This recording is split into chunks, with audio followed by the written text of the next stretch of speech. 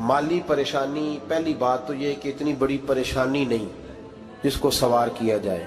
आयत पढ़ूंगा कुरान पाक की और मेरा ख्याल है कि बहुत सारी परेशानियां तो कुरान मजीद के लफ्ज़ों से दूर हो जाएंगी। सूरह हूद है, उसकी आयत नंबर 6 है, 12वें सिपारे की पहली आयत है। क्या अंदाज है और मेरे रब का कितना मन मोह लेने वाला और दिल को छू लेने वाला अंदाज है। रब करीम ने फरमाया वमा मिन दाब्बतिन फिल अर्द, फरमाया नहीं ज़मीन पर कोई भी ऐसा चलने वाला, ज़मीन पर कोई ऐसा नहीं जो चलता हो, इल्ला अलल्लाहि रिज़्कुहा, जिसका रिज़्क अल्लाह ने अपने ज़िम्मे न लिया हो। ज़मीन पे कोई चलने वाला ऐसा नहीं जिसके रिज़्क की जिम्मेदारी रब करीम की ना हो। ये जिम्मेदारी रिज़्क किसकी है? बोल के बताएं, बोल के किसकी जिम्मेदारी है जी?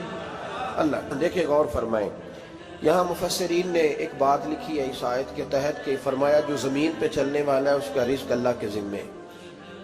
फरमाते हैं कि ये अल्लाह ने हमारी अकल के मुताबिक हमसे बात की, वरना आसमानों में जितनी मखलूक है रिज़्क उसका भी अल्लाह के ज़िम्मे ही है। यहाँ जो फिल अर्द के लफ्ज़ है ज़मीन पे, वो हमें समझाने के लिए कि तुमने तो सिर्फ ये दुनिया देखी है ना, तो जिसको तुमने देखा है वो सब खाते अल्लाह का दिया हुआ ही है। तो जो हमने देखा था रब करीम ने उसके मुताबिक हमें समझा दिया। फरमाया कुछ तो तुमने देखे ही नहीं, चलो उनकी तुमसे बात नहीं करते, पर जो तुमने देखे हैं उन सब का रिज़्क किसके ज़िम्मे है? अल्लाह के। मेरे रसूल करीम सैयद आलम सल्लल्लाहु ताला अलैहि वसल्लम कुरान मजीद की जब तर्जुमानी करते, वजाहत करते, तो महबूब पाक सल्लल्लाहु अलैहि वसल्लम भी कोई इश्काल रहने नहीं देते थे, कोई इश्काल नहीं रहने देते थे। मेरे महबूब करीम अलैहिस्सलातु सलाम ने फरमाया अल्लाह पे भरोसा रख के सवेरे निकल जाना रिज़्क की तलाश में। किस पे भरोसा रखना है? निकलना तुम्हारे जिम्मे है। ये ना कहना कि घर बैठूंगा तो यही आएगा, निकलना तुम्हारी जिम्मेदारी है। जितनी जिम्मेदारी है वो पूरी करना।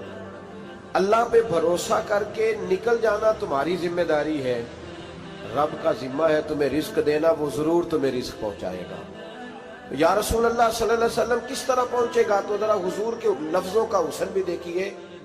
नबी पाक सल्लल्लाहु अलैहि वसल्लम ने फरमाया जिस तरह मौत तुम्हें ढूंढ लेती है ना कि तुम कहाँ मौजूद हो, जब वक्त आता है तो इंसान पाकिस्तान में हो तब भी आ जाता है, जद्दा में हो तब भी आ जाता है, मक्का में हो या मदीना तैयबा में, वक्त फिर भी आ जाता है। फरमाया जिस तरह मौत तुम जहां भी हो तुम तक पहुंच जाती है ना, इस तरह तुम्हारा रिज़्क भी तुम जहां मौजूद होते हो अल्लाह वहां पहुंचा देता है, पहुंचा देता है। तो या रसूल अल्लाह सल्लल्लाहु अलैहि वसल्लम किस अंदाज में? तो फरमाया निकल जाना तुम्हारी जिम्मेदारी है। फरमाया सवेरे परिंदे भी निकल जाते हैं और शाम को जब लौटते हैं तो अल्लाह उन्हें पेट भर के रोजी अता फरमाता है। हालांकि उनको नहीं पता होता हमारा कारखाना कहाँ है, हमने कहाँ जाके मजदूरी करनी है। उनको नहीं पता होता कि हमारा दफ्तर कहाँ है, हमने किस ऑफिस में बैठना है। उनको नहीं पता होता कि हमने कहाँ जाके माल खरीदना है और कहाँ से हमने फिर उसको दोबारा बेचना है। उन्हें खबर नहीं होती, अल्लाह पे भरोसा करके निकल जाते हैं। निकलना तो तेरे जिम्मे है कि नहीं? फरमाया वो तू ड्यूटी कर, शाम को अल्लाह जो रब परिंदों को रोजी देता है वो तुझे भी अता फरमाएगा। मैं कहता हूँ सोच कितनी कमजोर है उस आदमी की जो कहता है कैसे मिलेगा। कितनी कमजोर सोच है।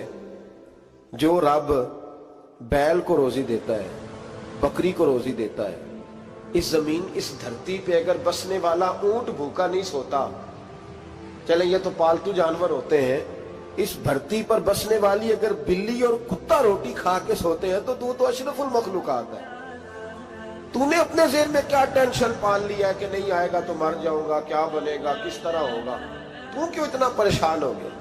भाई माली परेशानी सबसे ज्यादा उस बंदे ने ओढ़ ली है जिसकी तवक्कुल की बात कमजोर हो गई है।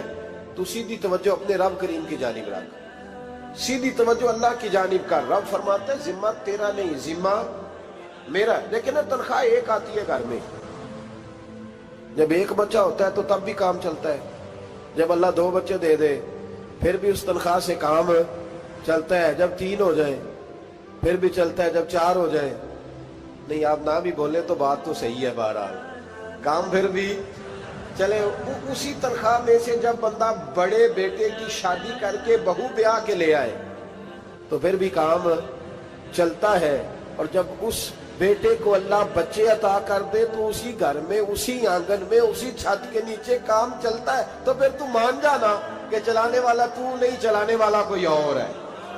پھر تو مان جا کے چلانے والا کوئی تو اس وقت جب تنخواہ تیری لگی تھی تو کہتا تھا ابا ابھی میری شادی نہ کر، میں بیوی کو کیسے کھلاؤں گا؟ تو وہی شخص ہے جس کی چھت کے نیچے پھر 1.5 درجن پوتے بھی پل رہے اور گزارا ان کا بھی ہو رہا ہے۔ تو رزق کا ذمہ کس کا ہے؟ اللہ کا ذمہ۔ اب ہمیں پتہ ہے پہلی بات تو پریشانی اس لیے اتار دینی چاہیے کہ ذمہ ہمارا ہے ہی نہیں۔ اب دوسری بات یہ کہ ذمہ داری کس کی ہے؟ اللہ حکیم بھی ہے اور علیم بھی ہے، حکیم بھی ہے اور جانتا بھی ہے، اور اسے پتہ بھی ہے کہ دینا کس طرح ہے۔ اب ہم پتہ کیا کہتے ہیں؟ کہتے ہیں وہ جو بندہ پجاروں میں بیٹھا ہے وہاں اسے نہیں بیٹھنا چاہیے تھا، وہ میرا حق تھا۔ تجھے زیادہ پتہ ہے کہ اللہ کو؟ بول کے بتانا کس کو پتہ زیادہ ہے؟ کیوں جی؟ تو آپ اصل ٹینشن پتہ کب لگتی ہے؟ جب بندے کہتے ہیں نہیں وہ پجاروں میری تھی، میرا حق تھا۔ وہ جب گزرتی ہے نا پاس سے مہران کے تو مہران والا ٹینشن بڑی لیتا ہے، حالانکہ اللہ کو زیادہ پتہ ہے کہ وہ حق۔ ایک بات اپنے ذہن میں یاد رکھ لیں، رٹ لیں کہ جو میرے لیے بہتر تھا میرے رب نے مجھے دے دیا، اور بات ختم ہو گئی۔ بس وصل اچھا ہے نا فراق اچھا ہے، یار جس حال میں رکھے وہی حال اچھا ہے۔ بس جو میرے حق میں بہتر تھا میرے رب نے مجھے، مسئلہ یہ ہے کہ تو اس پہ راضی ہونے کو تیار نہیں۔ حضرت علی کرم اللہ تعالیٰ وجہ الکریم نے میرے نبی پاک کی ایک حدیث بیان کی ہے، اور جناب علی جب یہ حدیث بیان کیا کرتے تھے تو حضرت مجاہد فرماتے ہیں یوں لگتا تھا کہ جیسے حضرت علی ہمیں ہر پریشانی سے نکال رہے۔ مولا علی شیر خدا رضی اللہ تعالیٰ عنہ فرماتے ہیں کہ مجھے میرے نبی پاک صلی اللہ علیہ وسلم نے ایک طریقہ دیا تھا ٹینشن فری ہونے کا، اور فرماتے ہیں مجھے تو بڑا راس آیا ہے، تم بھی اگر کر لو گے تو تمہیں بھی فائدہ دے گا۔ کہا وہ کیا؟ حضرت علی کہنے لگے محبوب علیہ السلام نے فرمایا تھا لوگوں تم اللہ کے دیے ہوئے تھوڑے رزق پہ راضی ہو جاؤ، وہ تمہاری تھوڑی عبادت سے تم سے راضی ہو جایا کرو گا۔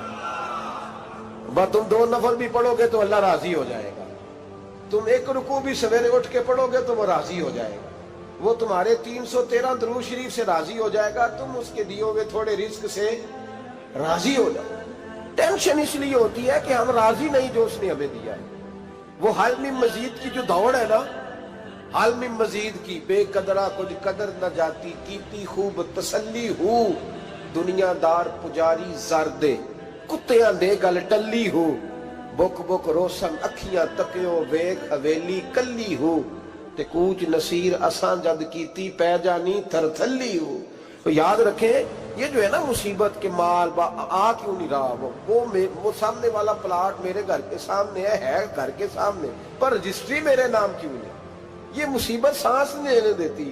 موٹر سائیکل کھڑی کرتا ہے نا جب آ کے دکان سے روٹی کھانے آتا ہے، دفتر سے گھر آتا ہے، کاروبار سے آتا ہے، تو جہاں موٹر سائیکل کھڑی کرتا ہے وہ ٹینشن بڑی ہے کہ کبھی میری ہو جائے نا یہ والی جگہ، تو میں یہاں بھی بورڈ لگاؤں اپنے نام۔ اس نے مالی پریشانی پیدا کی۔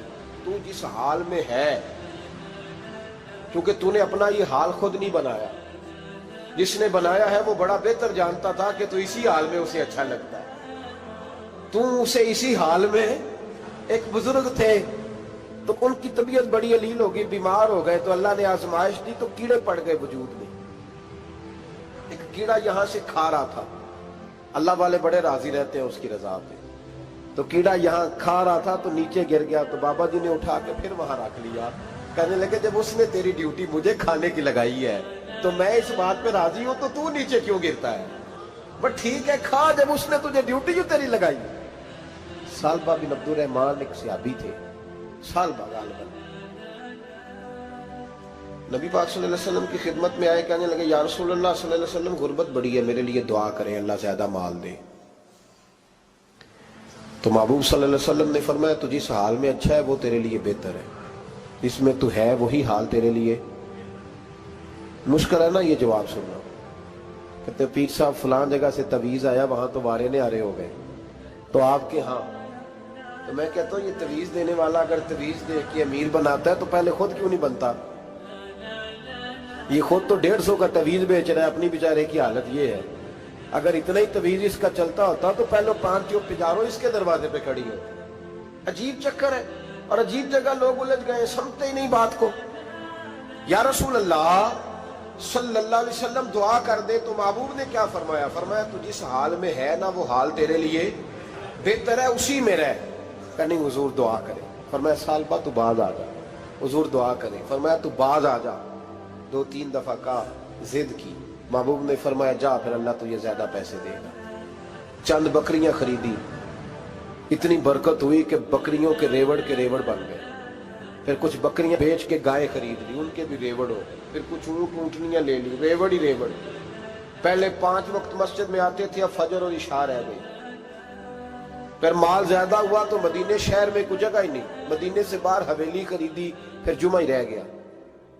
جمعے کے جمعے آتے، زکوٰۃ کا حکم آیا۔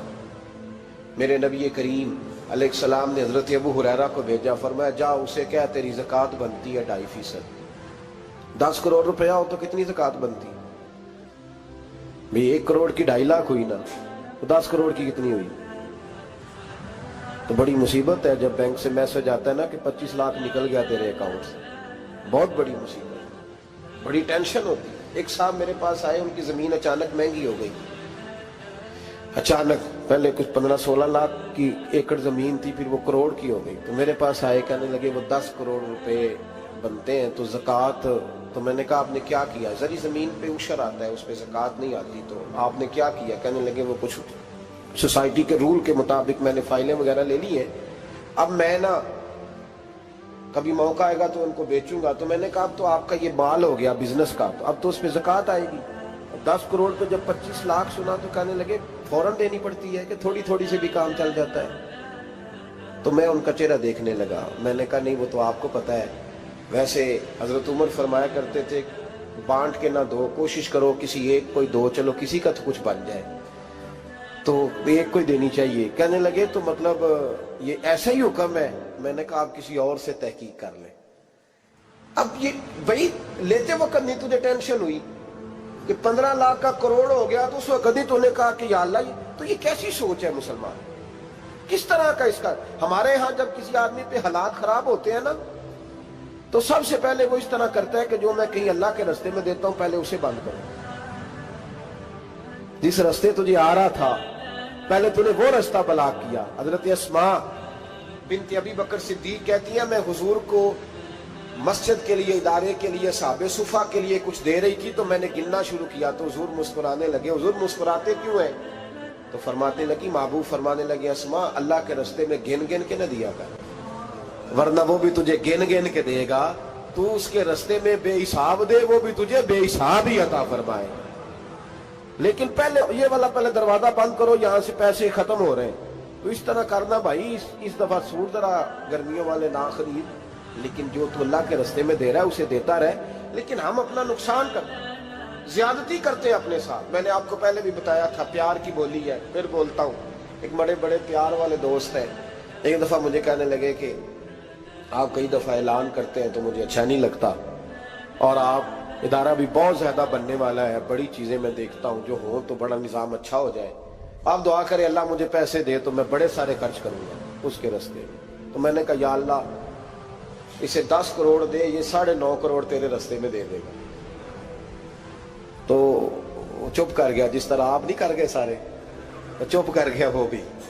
اس نے کہا جی نہیں جی انشاءاللہ کریں گے۔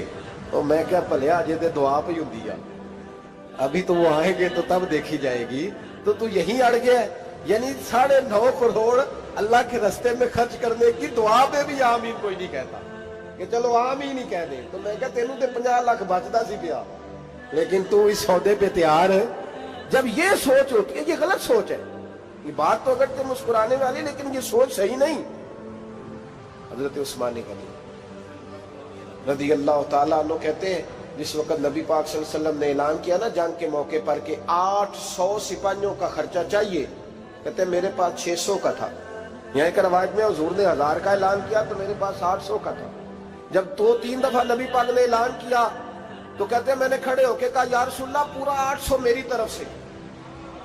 کہتے میں نے 200 سپاہی کا خرچہ ادھار اٹھایا لیکن پورے 2 مہینے نہیں گزرے تھے، رب کریم نے مجھے کئی گنا کر کے پیسے واپس عطا فرما دیے۔ پر بات تو یہ ہے کہ تیری وہاں لو لگی ہو، تو تجارت کرتا ہے ان لوگوں کے ساتھ جو کیا دے سکتے۔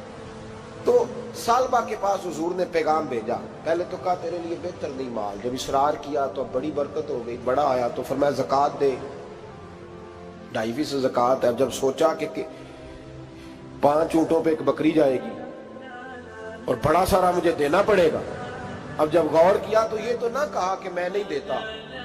حضرت ابو ہریرہ سے کہنے لگے نبی کریم علیہ السلام کی خدمت میں عرض کرنا کہ میں خود آؤں گا۔ حضرت ابو ہریرہ نے آ کے عرض کی یا رسول اللہ صلی اللہ تعالی علیہ وسلم، حضور وہ کہتے تھے میں خود آؤں گا، تو کہتے ہیں محبوب نے ٹھنڈی سانس لی، فرمایا اسے کہا تھا کہ تیرے لیے مال بہتر نہیں، اب ہلاک ہو گیا ہے، ہائے افسوس ہلاک ہو گیا۔ ان کو بھی تھوڑی دیر کے بعد احساس ہوا کہ یہ میں نے کیا کیا، نبی پاک کو ہی کہہ دیا نہیں ہے، حضور کو کہہ دیا بعد میں آؤں گا۔ اب دوڑے آئے، عرض کی حضور میں سارا کچھ لے کے آیا ہوں، قبول کر لیں۔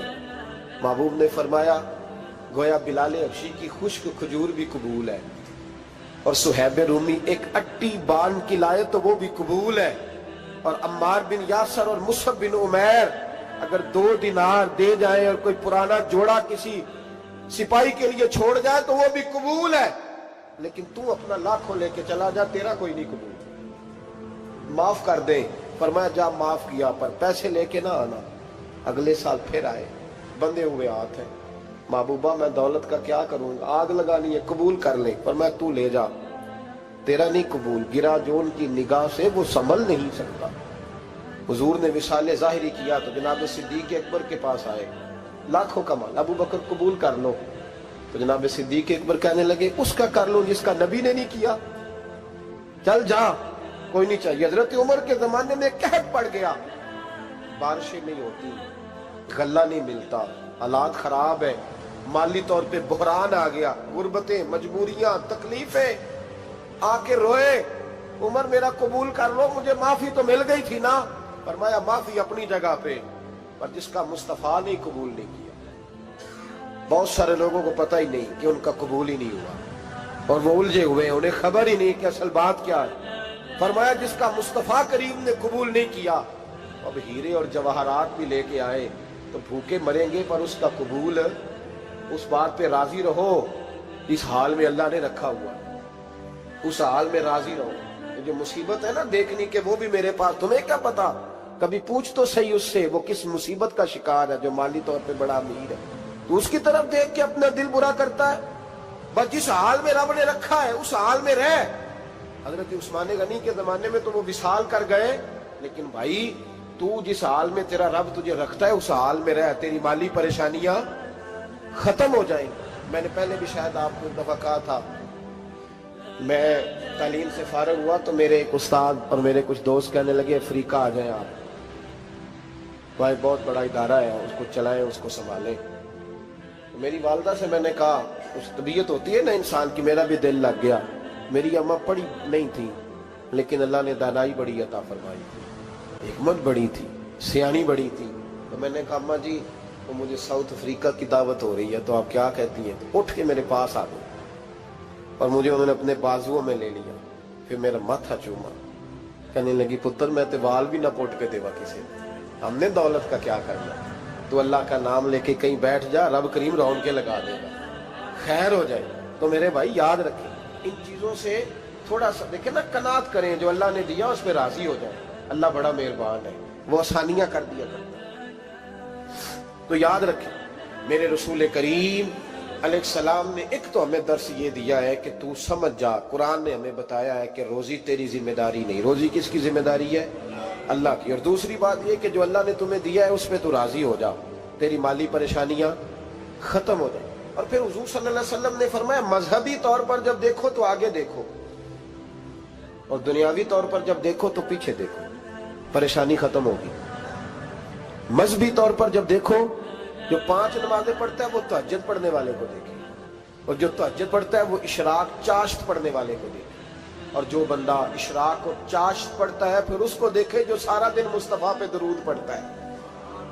ऊपर ऊपर देखे कि मैंने और नेक होना है और नेक, और जब माली मामला है तो फिर नीचे देख। अगर तू बैठा ना पजारों पे तो फिर टूडी वाले पे नजर कर, उसका क्या हाल है। और अगर तू वहां बैठा है तो देख, मेहरान वाला भी तो गाड़ी चला ही रहा है। और अगर तू वहां है तो मोटरसाइकिल वाला देख, और तू वहां है तो फिर साइकिल वाले पे नजर, और अगर तू साइकिल वाला है तो पैदल वाले को देख, अगर तू किराए के मकान में रहता है तो फिर झोंपड़ी वाले को देख, और अगर तू झोंपड़ी में रहता है तो फिर भी परेशान ना होना। कुछ ऐसे भी हैं जिन्हें झोंपड़ी भी नसीब नहीं, जो सड़क पर लेटे हुए। और अगर तू तंदुरुस्त है ना तो कभी जाके अस्पताल में देख हाल क्या है, लोग किस हाल में।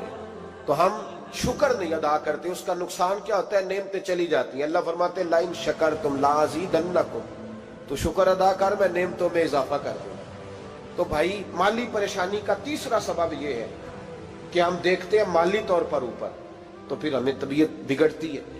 और फिर माली परेशानियों के कुछ और असबाब भी हैं। इमाम शाफी फरमाते हैं जिन घरों में लोग फजर की नमाज के वक्त सोए होते हैं उन घरों में रिस्क नहीं आता। आप फरमाते हैं फजर का वक्त अल्लाह के देने का वक्त है, उस वक्त अल्लाह बांटता है। हुजूर सल्लल्लाहु अलैहि वसल्लम का फरमान है ना हदीस में कि तहज्जुद के वक्त अल्लाह पहले आसमान पे नुज़ूल जलाल फरमाता है जो उसकी शान के लायक है तहज्जुद के वक्त, और वो कहता है मांगो मैं तुम्हें अता करूंगा।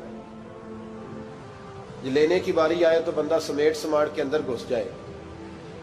हमारे यहाँ ये होता है कि इशा के बाद बच्चे बैठते हैं मोबाइल लेके, तहज्जुद का वक्त आता है तो उनकी आंखें बंद होनी शुरू होती। तो लेने के वक्त तो तू सोया था, तेरा मसला कैसे हल होगा भाई। जब कोई आदमी खैरात बांट रहा हो तो जो प्याला पीछे कर ले उसे मिलेगा। कहते उस वक्त आना जब मैं बांट रहा था, अब तू किधर आ गया है। मिसाल दे रहा हूं, तो फजर का वक्त मांगने का है, तो सारी रात तो गुजर गई गेमें खेलते, टीवी देखते, और जो लेने का वक्त था तू सो गया, तो कैसे आएगा तेरे पास। तो उठे सवेरे, बंदों से मांग के देख लिया, बड़ी इज्जतें खराब हुई। फजर का वक्त उठ के झोली फैलाए। मेरे रसूल पाक अलैहिस्सलाम फरमाते हैं, रब फरमाते हैं जब बंदे मेरे आगे झोली फैलाते हैं मुझे शर्म आती है। किसे चुमे यार गुलाब ताई, किसे जाके कलीनो चुमे आए,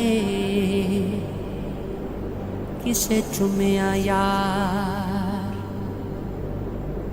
दी चौखटनो,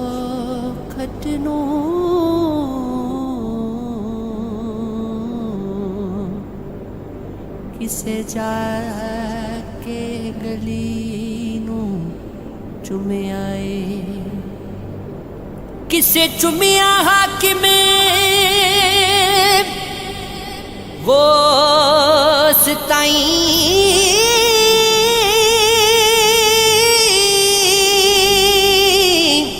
किसे पीर